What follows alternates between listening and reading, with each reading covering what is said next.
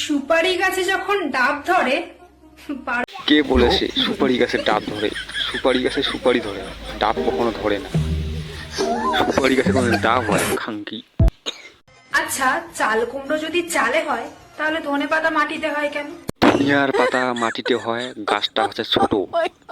চাল কুমড়ো জাংলাতে হয়, ওটা ঠিকই, কোনো গোড়াটা মাটিতেই থাকে, ঠিক আছে।